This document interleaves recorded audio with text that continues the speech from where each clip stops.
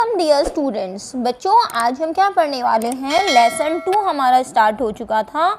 Lesson 2 means क्या, आपका विलियन, ठीक है ना। सोल्यूशन चैप्टर हम पढ़ रहे हैं, इसका एक वीडियो आपको यहाँ पे पब्लिश हो चुका है। आज हम पढ़ने वाले हैं बच्चों पार्ट 2, ठीक है। तो जहाँ से हमने छोड़ा था उसके आगे का हम पार्ट पढ़ने वाले हैं, ये है बच्चों पार्ट 2। तो आइए फटाफट से तैयारी करते हैं अपन और स्टार्ट करते हैं आज का ये वीडियो।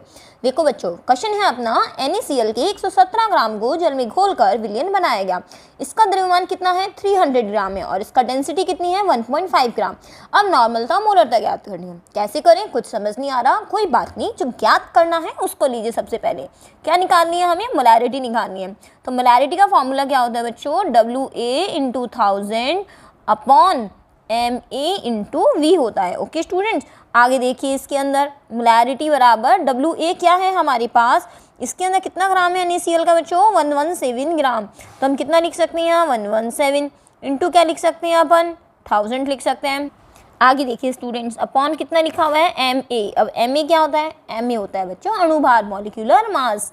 तो NaCl का कितना होगा, सोडियम का 23, क्लोरीन का 35.5। जब आप इसको सॉल्व करेंगे बच्चों तो कितना आने वाले हैं, 58.5। और वॉल्यूम कितना है इसका, और वॉल्यूम तो हमें दे ही नहीं रखा है, मतलब आयतन। आयतन निकालने के लिए हमें किसका यूज़ करना होगा, घनत्व का। तो घनत्व बराबर क्या होता है बच्चों, द्रव्यमान बटा आयतन। क्या लिखेंगे हम यहाँ पे, द्रव्यमान बटा आयतन। जैसे ही आप द्रव्यमान बटा आयतन लिखेंगे बच्चों तो घनत्व कितना है इसका, 1.5 बराबर द्रव्यमान कितना है, 300। आयतन हमें नहीं पता, तो जब आयतन आप यहाँ से निकालेंगे तो V बराबर हम क्या लिख सकते हैं, 300 बटा 1.5। इसको सॉल्व करेंगे कितना आएगा बच्चों, 200 ml। तो यहाँ से आयतन कितना लिख दोगे आप, 200। जैसे ही 200 लिखा आपने, आप इसको सॉल्व कर लेंगे। तो 5 10 इस तरह सॉल्व करेंगे। जब आप इसको पूरे को सॉल्व कर लेंगे बच्चों तो आंसर आपके पास कितना आएगा, 10 आएगा। कितना आंसर आ जाने वाला है, 10। तो मोलैरिटी कितनी हो जाएगी बच्चों इसकी, 10 मोल प्रति लीटर। ऐसे लिख सकते हैं, मोलरता बराबर 10 मोल प्रति लीटर। आप सॉल्व करके देखिएगा बच्चों, इसकी आंसर कितना आएगा, 10 आएगा। अब बात आती है अपने पास कि इसमें नॉर्मलता कितनी निकलेगी। अब आपको हम बता दें, यहाँ से नॉर्मलता का सूत्र जो है वो लगा दीजिए। तो N बराबर WA/1000 अपॉन EA/V, ठीक है। अब W कितना है, यहाँ से इसका थोड़ा कलर चेंज कर देते ताकि ऐसे घिच ना हो। W वही है अपना 117 इंटू 1000। अब ये क्या होता है, तुल्यांकी भार। तुल्यांकी भार क्या होता है, अणुभार बटा संयोजकता। अणुभार कितना है इसका, 58.5। और संयोजकता कितनी है, संयोजकता कैसे पता करें, Na+Cl-। तो संयोजकता तो एक ही है, इसका भी एक है और इसका भी कितना है, एक है। या हम कहते हैं एक सोडियम एक क्लोरीन से जुड़ता है, तो यहाँ अपॉन में एक लगाओगे तो उतना ही आंसर निकलेगा, 58.5। और V कितना है, अभी निकाला 200। इसका मतलब मोलैरिटी भी कितनी आएगी बच्चों इसकी, 10 ही आएगी। यहाँ हम कह दें जब संयोजकता एक होती है तो मोलरता और नॉर्मलता समान होती है, ठीक है। आप चाहें तो इस लाइन को लिख लीजिए, संयोजकता जब एक हो तो मोलरता और नॉर्मलता बराबर होती है। अब देखिए बच्चों, हमें और थोड़ी चीज़ों की आवश्यकता पड़ती है। अगर हमने N लिखा है, N का मतलब है 1N, तो इसको कहेंगे एक नॉर्मल सोल्यूशन। नॉर्मल साधारण मत कर देना, नॉर्मल मतलब इंग्लिश में और हिंदी में ऐसे ही लिखेंगे हम, नॉर्मल, ठीक है। अगर किसी की 0.5 नॉर्मेलिटी होती है तो इसको हम कहते हैं सेमी नॉर्मल सॉल्यूशन।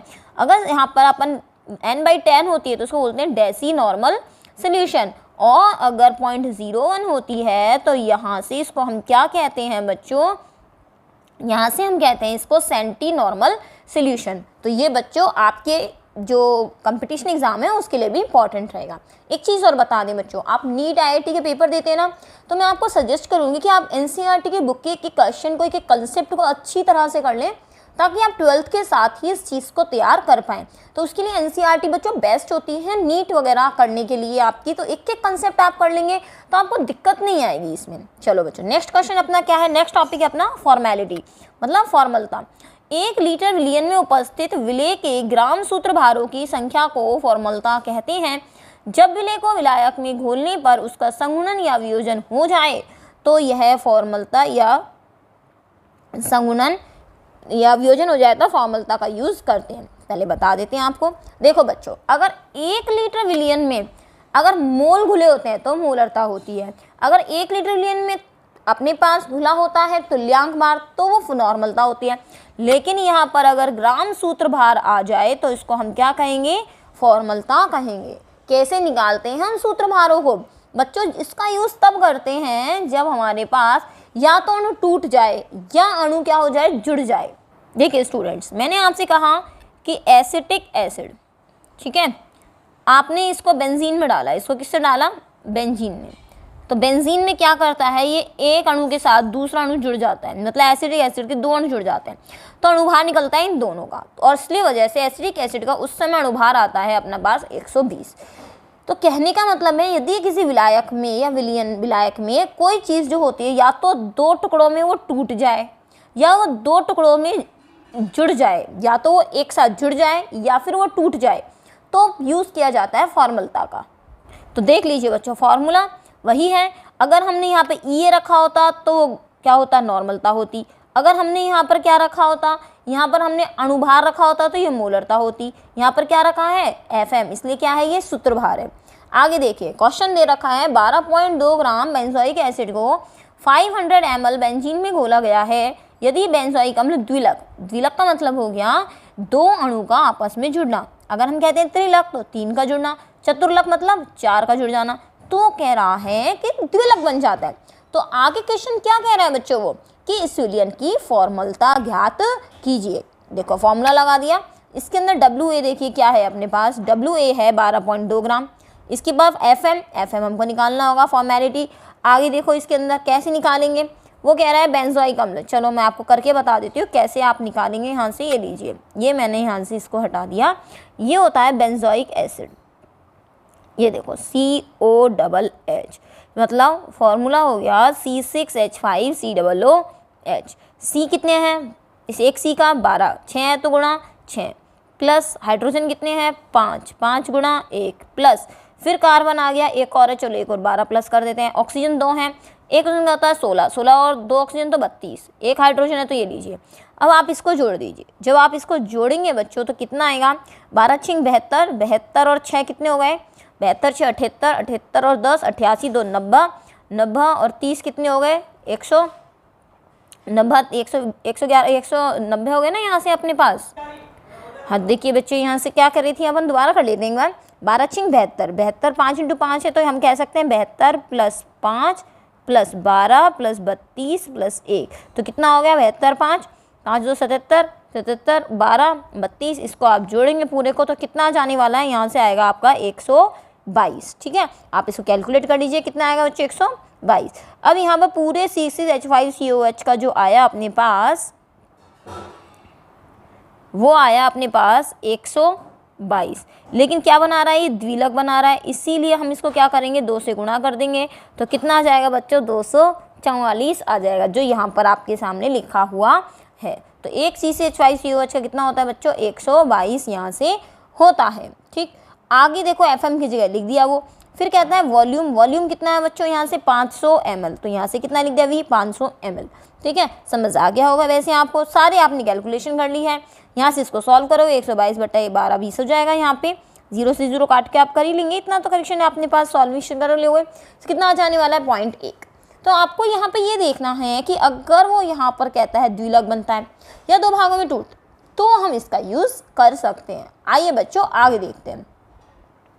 आगे अपने पास है द्रव्यमान आयतन प्रतिशत, इसको मैं आपको सॉल्व करवा देती हूँ बच्चों। देखिए स्टूडेंट्स, यहाँ से अपन क्या लिखेंगे द्रव्यमान आयतन प्रतिशत में, थोड़ा अच्छे से समझ लीजिए। परसेंटेज W/V का मतलब क्या है, परसेंटेज का तो मतलब होता है बच्चों 100, इतना तो हम जानते हैं। आगे वो क्या दिख रहा है V का मतलब क्या है यहाँ पे आयतन, ऊपर वाला W का मतलब क्या है यहाँ से भार।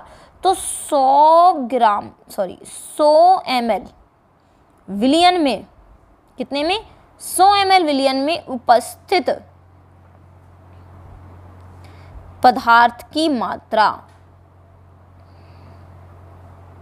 100 ml विलियन में उपस्थित पदार्थ की मात्रा किसमें, ग्राम में। कि अगर यहाँ पे मैं आपको बता दूँ 100 ml में विलियन में कितना है 5 ग्राम है, कितना है बच्चों 5 ग्राम, तो ये कितना होगा 5% होगा।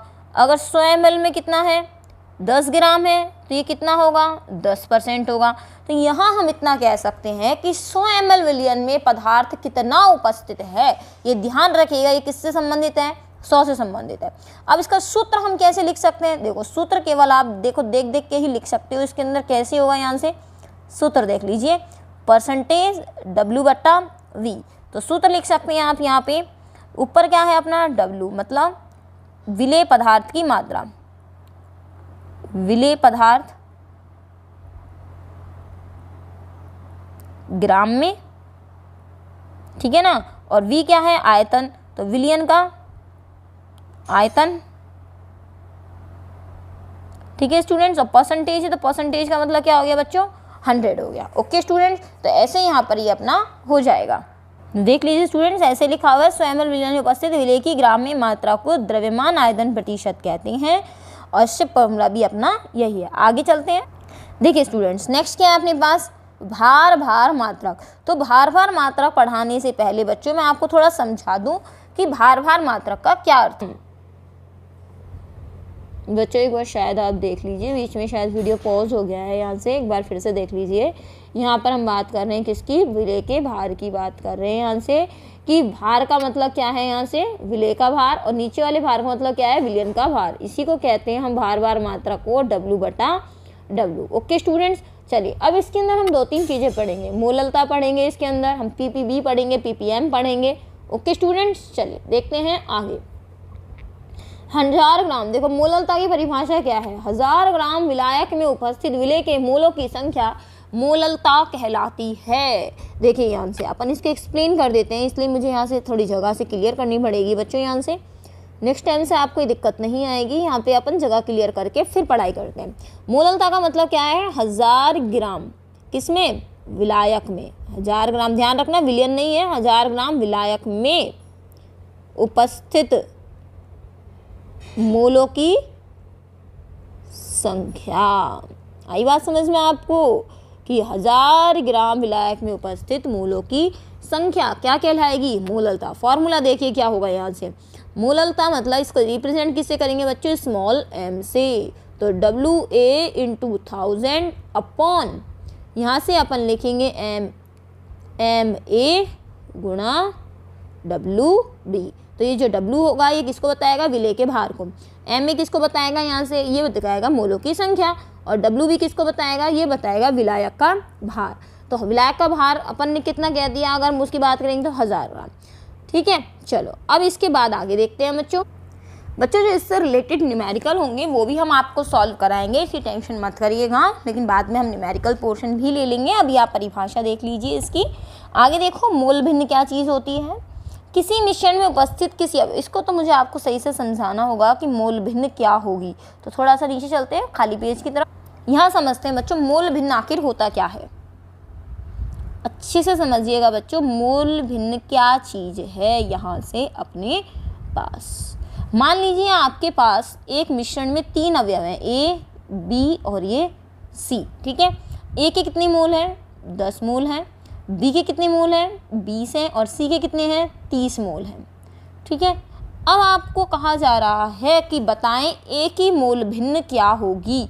तो A की मोल भिन्न, मोल फ्रैक्शन कैसे निकालेंगे आप, A के मोल कितने हैं, 10 हैं, और टोटल कितने हैं, आप इसको कैलकुलेट करेंगे तो कितने आएंगे, 60। तो कितना हो जाएगा, 10/60। तो कितने आ जाने वाले हैं, 1/6। अगर आपसे कह दी जाए इसी प्रकार से B के कैसे निकालोगे, तो B के कितने हैं, 20, और यहाँ से कितना है अपने पास, टोटल कितने हैं, 60। तो कितना हो जाएगा, 2/6, इट मीन्स 1/3।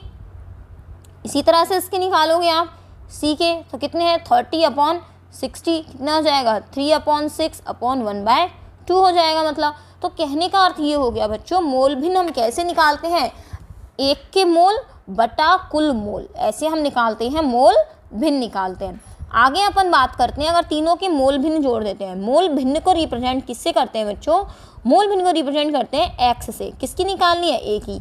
तो A की मोल भिन्न बराबर, अपन इसका फॉर्मूला क्या हुआ, A के मोल, मोल को किससे रिप्रेजेंट करते हैं, N से, अपॉन टोटल मोल मतलब NA + NB + NC। ऐसे ही तो होगा यहाँ से। और हमने Na की वैल्यू कितनी रख दी थी अपने पास, जितनी थी 10, फिर हमने टोटल रख दिए 10, 20 और ये 30, तभी तो हमारा आंसर क्या निकला 1/6। तो ये जो अपन ने लिखा बच्चों, ये एक पूरा तरीका हो गया अपने पास कि हमने कैसे निकाले हैं। अगर इसी तरह से एक्स बी के आप निकालते तो बिल्कुल इसी तरह से लिखते N B N A plus N B plus N C. तो क्या लिखते हैं आप बच्चों यहाँ से, यहाँ आप लिखते 20/10 + 20 + 30।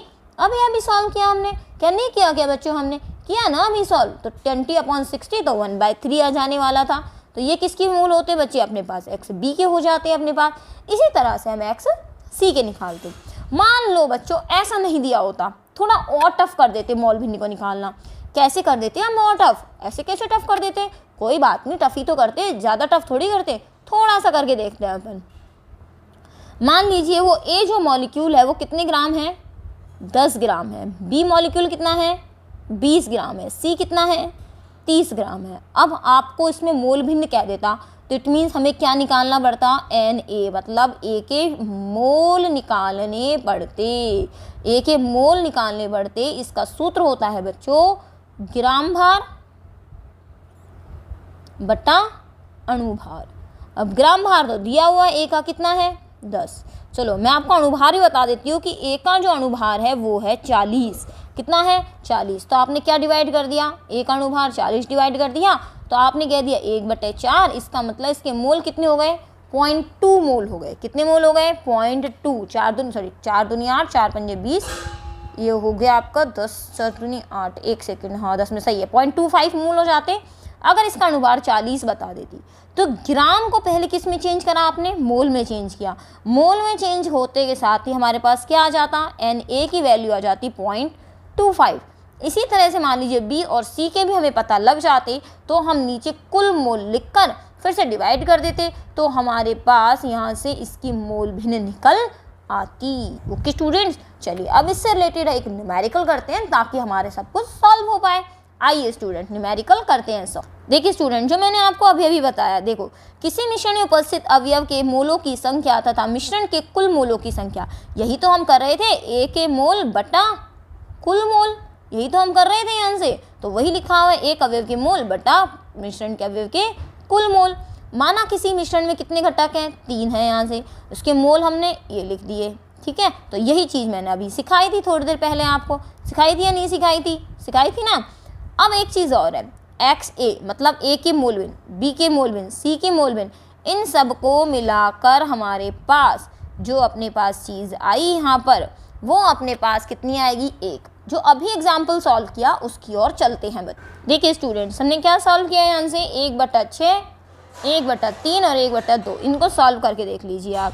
ये मोल भिन्न तो है ही इसकी, ये एक्स ए है, ये एक्स बी है और ये एक्स सी है। देखो तो 1/6 + 1/3 + 1/2।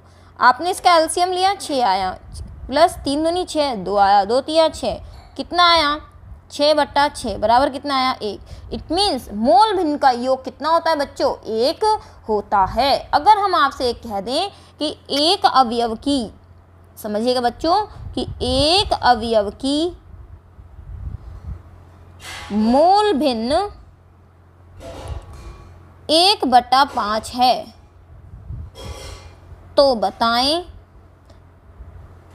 दूसरे अवयव की मोल भिन्न क्या होगी, दूसरे अवयव की मोल भिन्न क्या होगी। समझ में आई आपको बात। हमने कह दिया, इसमें ये चीज़ समझ लेना कि जो मिश्रण है उसमें 2 ही अवयव है, एक ए अवयव है और दूसरा कितना है बी।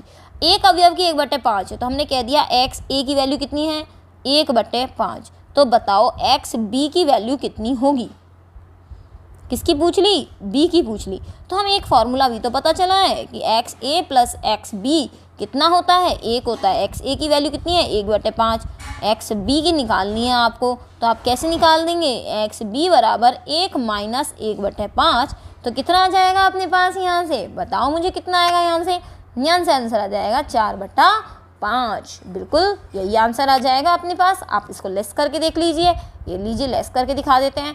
5 4 माइनस कितना आ जाएगा, सॉरी यहाँ पे 5 - 1 बराबर 4/5। 5। तो आपको अगर 2 अवयव दिए हुए हो बच्चों और आपको एक अवयव की मोल भिन्न पता हो तो आप दूसरे अवयव की मोल भिन्न कैसे निकालेंगे, उसे एक में से लेस करके निकाल देंगे। अगर हम आपसे फिर से कहते हैं कि एक अवयव की मोल भिन्न 1/3 है, दूसरे अवयव की मोल भिन्न 1/4 है, बताएं तीसरे अवयव की मोल भिन्न क्या होगी। तो आपको इसे निकालने के लिए क्या लिखना होगा, वही XA plus XB plus XC बराबर 1। चलिए आप इसका मुझे उत्तर कमेंट बॉक्स में देंगे कि इनके अवयवों की मोल भिन्न इतनी इतनी है, तो बताओ XC की क्या होगी। ओके स्टूडेंट्स, आशा करती हूँ आपको ये चीज़ समझ आई होगी। आगे चलिए एक न्यूमेरिकल और देखते हैं। इसका आंसर बच्चों जरूर हमें कहाँ देना है, आपको कमेंट बॉक्स में देना है। आ जाओ बच्चों यहाँ पे एथिलीन ग्लाइकोल के मोल अंश की गणना कीजिए। यदि विलयन में उसका 20% द्रव्यमान है तो देखिए यहाँ से अब आपको देखो क्या दे रखा है, एथिलीन ग्लाइकोल होता क्या है। ये देखिए आपके सामने ये लिखा हुआ है एथिलीन ग्लाइकोल क्या है, ये लिखा हुआ है आपके सामने। अब इसके बाद इसका अनुभार निकाल दिया हमने, कितना निकाल दिया, 62 निकाल दिया। यदि विलयन में उसका द्रव्यमान कितना है, 20% द्रव्यमान है। विलयन में कह रहा है यदि उसका 20% द्रव्यमान है तो बाकी सब क्या होगा बच्चों, तो विलयन का द्रव्यमान तो कुल कितना लेके चलेंगे हम, यहाँ से परसेंटेज की बात हो रही है बच्चों। तो परसेंटेज 20% में कह रही हूँ कोई चीज़ है तो इसका मतलब परसेंट मतलब होता है पूरा 100, ठीक है। तो इसका मतलब 20 अगर ये है तो दूसरा कितना हो गया, 80 हो गया ना ऑटोमेटिकली। तो यहाँ से हम कह दिया कि 20 ग्राम तो एथिलीन ग्लाइकोल हो गया और दूसरी चीज़ कितनी हो गई, 80 ग्राम, खुद ही पता चल गया हमें। अब हमें ये एथिलीन ग्लाइकोल का ही सूत्र है बच्चों, ये लिखा हुआ है यहाँ से। अब मुझे इसका क्या निकालना है, मोल भिन्न, आपने को मोल निकालने हैं तो मोल भिन्न निकालनी है। एक्स का मतलब क्या होता है, मोल भिन्न, तो एथिलीन ग्लाइकोल के मोल बटा कुल मोल, ऐसे लिख देंगे हम यहाँ से। आगे देखो इसके मोल निकालने हैं हमें, अब हमें भले मोल निकालने होंगे तो वही ग्राम भार बटा अनुभार। ग्राम कितना दे रखा है, 20, अनुभार कितना आया, 62, तो हमने ये लिख दिया यहाँ से। आपने मोल निकाल दी, कितने आ गए, 0.322 मोल। अब हमें H2O के मोल निकालने हैं। चलो मैं आपको सामने करके ही दिखाती हूँ, हो सकता है ऐसे नहीं समझ में आ रहा हो आपको, मैंने हटा ही दिया। ये लो H2O के मोल निकालने हैं। H2O के मोल कैसे निकालेंगे, ग्राम कितने रखे हैं, 80 ग्राम, अनुभार कितना होता है, 18 होता है। अब आप इसको सॉल्व करेंगे, अपने यहाँ से कितना आएगा अपने पास, यहाँ से देखो बच्चों यहाँ से कितना आएगा, 4.44 आ जाएगा। कैलकुलेट तो कर लोगे ना। अब अपने पास कुल मोल कितने आ गए, यहाँ से कुल मोल आ गए 0.322 प्लस 4.44। अब आप इसको सॉल्व कर लीजिए, जोड़ेंगे अभी अपन इसको, तो वैसे तो आएगा 4.766। चलो मैं इसको लिख ही देती हूँ, 4.766। अब यहाँ से हमें एथिलीन ग्लाइकोल के मोल कितने हैं, एथिलीन ग्लाइकोल के हैं बच्चों 0.322 और कुल मोल कितने हैं, 0.322 प्लस 4.44। इसको जब आप सॉल्व करेंगे बच्चों, इसका मतलब 0.322 बटा 4.766, तो भाग कितने का आ जाएगा आंसर, आंसर आ जाएगा बच्चों 0.068। ओके स्टूडेंट्स, चलिए बच्चों ये अपनी चीज़ यहाँ से क्या हो गई बच्चों, सॉल्व हो गई है। बताइएगा ज़रूर समझ आया या नहीं आया। बच्चों में 2 पॉइंट और है, ये क्लियर करा दूँ आपको, पार्ट्स पर मिलियन और पार्ट्स पर बिलियन, छोटे छोटे से हैं। विलयन के 10⁶ भार भागों में उपस्थित विलय के भार भागों की संख्या को ppm कहते हैं। ये क्या मतलब हुआ कि विलयन कितना है, 10⁶ है। देखो बच्चों अगर परसेंटेज लेके चलते हैं अगर अपन, चलो यहाँ से एक बार ये वाला कलर चूज़ कर लेते हैं, आराम से समझ पाओगे आप यहाँ से कि अगर हम कहते हैं आपके पास परसेंटेज आता है तो 10⁻⁴ कितने भाग होता है, 2। अगर लेकिन ppm आता है तो हम इसको किस में कन्वर्ट कर देंगे, 10⁻6 में। ppm का मतलब हो गया 10⁻⁴ कितनी होगी, 6। 10⁻6 का मतलब हो गया 1 2 3 4 5 और ये 6। इसके अंदर विलय का कितना परसेंटेज है, विलय का कितना उपस्थित भाग है, वही कहलाएगी इसकी ppm। इस मात्रक का उपयोग जल प्रदूषण या वायु प्रदूषण नापने में होता है। बच्चों परसेंटेज निकालने में और इसमें सिर्फ इतना सा अंतर है, अगर परसेंटेज होता तो हम लिखते WA प्लस WB गुणा 100 और ppm है तो कितना लिख लें, 10⁻6। क्योंकि जल प्रदूषण और वायु प्रदूषण बड़े स्तर पे नापा जाता है, 100 ग्राम में या 100 ml विलयन में नहीं नापा जा सकता। समुद्रों में नापा जाएगा, हवा का प्रदूषण है वायु में नापा, वायुमंडल में नापा जाएगा, तो इसके लिए थोड़ा बड़ी राशि चाहिए। इसी तरह से पार्ट्स पर बिलियन की बात हुई, इसमें केवल किससे गुणा करना है, 10⁻9 से करना है हमको मल्टीप्लाई, बस और कुछ सेम नहीं है। आपसे पूछ ले इसका यूज़ कहाँ होता है, तो वायु प्रदूषण या फिर जल प्रदूषण नापने में होता है। और आगे देख लीजिए बच्चों, मैं आपको इसलिए करा रही हूँ क्योंकि नहीं तो चैप्टर बहुत लंबा हो जाएगा और ये इस वाली वीडियो का लास्ट चीज़ है। करते हैं सॉल्व। यदि परसेंटेज W/W, चलो इसको मैं हटा ही देती हूँ, मेरे को थोड़ा आसान हो जाएगा आपको पढ़ाना। चलो ये सब चीज़ें मैंने हटा दी और आपको अब समझा देते हैं कि मैडम क्या समझाना आपको चाह रही है। कलर चूज़ करते हैं अलग से, पिंक से तो हेडिंग है ही अपनी। चलो, द्रव्यमान प्रतिशत, उसने कहा परसेंटेज W/W। ऊपर वाला W मतलब क्या हो गया बच्चों, विलेय का भार। ओके, नीचे वाला W क्या हो गया, विलयन का भार। विलयन का भार। परसेंटेज मतलब क्या हो गया बच्चों, 100 हो गया। अब यहाँ से देखिए विलेय मतलब क्या हो गया, यहाँ से विलेय मतलब WA, शुरू में बताया था। विलयन मतलब WA + WB। अब A और B का मतलब क्या होता है, A होता है विलेय बच्चों और B होता है अपना विलायक, और विलेय और विलायक को मिला के तो विलयन बनता है ना, इसीलिए सीधे क्या लिख दिया, विलयन, और गुणा क्या कर दिया, 100। इसका मतलब क्या हो गया बच्चों, मैं आपसे कहती हूँ कि कोई चीज़ 100% W/W है, या फिर 100% नहीं कह दूँ, मैं आपसे कह दूँ कि किसी का विलयन 25% W/W का है। किसका, यूरिया का 25% W/W। इसका मतलब क्या हुआ, इसका मतलब ये हुआ कि 25 ग्राम यूरिया, कितना, 25 ग्राम यूरिया कितने में है, 100 ग्राम विलयन में है, क्योंकि परसेंटेज का मतलब 100 हो गया, इस आगे वाले 25 का मतलब विलेय हो गया, और बाकी पूरी चीज़ क्या हो गई, विलयन हो गई। तो हम कहते हैं कि 100 ग्राम विलयन में जितना पदार्थ का भार घुला होता है वही परसेंटेज W/W कहलाता है। ओके स्टूडेंट्स, आगे देखते हैं। यहाँ से देखो, यहाँ से क्वेश्चन भी है और जो बहुत ज़्यादा पूछा जाता है एग्जाम में, यहाँ से इसको टिक मार्क कर लो, खूब सारा वाला इंपॉर्टेंट, कि 20% W/W और 20% W/V का मतलब क्या होता है। आगे वाली जो संख्या लिखी हुई है बच्चों, ये किसको बताती है, ये बताती है आपको ग्राम को, विलेय के भाग को।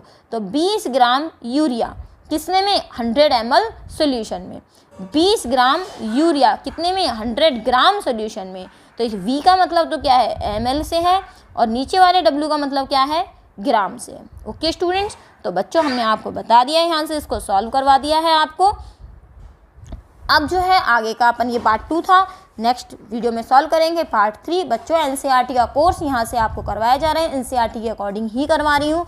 RBSC वाले बच्चे ना घबराएं, मैडम हम तो RBSC के हैं, हम कैसे NCERT को पढ़ लें। बच्चों सिलेबस सेम ही है, थोड़े बहुत न्यूमेरिकल ज़्यादा है NCERT में, आपके न्यूमेरिकल थोड़े से कम है, पढ़ लेंगे तो आपको ही आसानी होगी, ऐसा कुछ नहीं है। ओके स्टूडेंट्स, चलिए बहुत डिटेल में दे रखा है, बस NCERT में, RBSC में शॉर्टकट मार रखा है थोड़ा सा, चैप्टर वही है बच्चों। ओके स्टूडेंट्स, चलो मिलते हैं अपन नेक्स्ट चैप्टर के लिए। बच्चों थोड़ा सा NCERT जो बच्चे पढ़ रहे हैं उन तक हमारे वीडियोस आप चाहें तो आगे शेयर कर दीजिए, उनको भी बेनिफिट्स होंगे इस वीडियो से, उनको यहाँ से वीडियोस मिल जाएंगे। चैप्टर 7 में कोई बदलाव नहीं हुआ है, RBSC और NCERT का जो कोर्स है वो बिल्कुल बच्चों यहाँ पर सेम ही है। चेंजेस जो हुए हैं वो थोड़े बहुत ही हुए हैं, उसके अकॉर्डिंग आपकी प्लेलिस्ट जो है वो थोड़ी सी अपडेट करना बाकी है, बाकी ऑलमोस्ट अपडेटेड प्लेलिस्ट ही वहाँ पर रखी हुई है। Okay students, bye bye.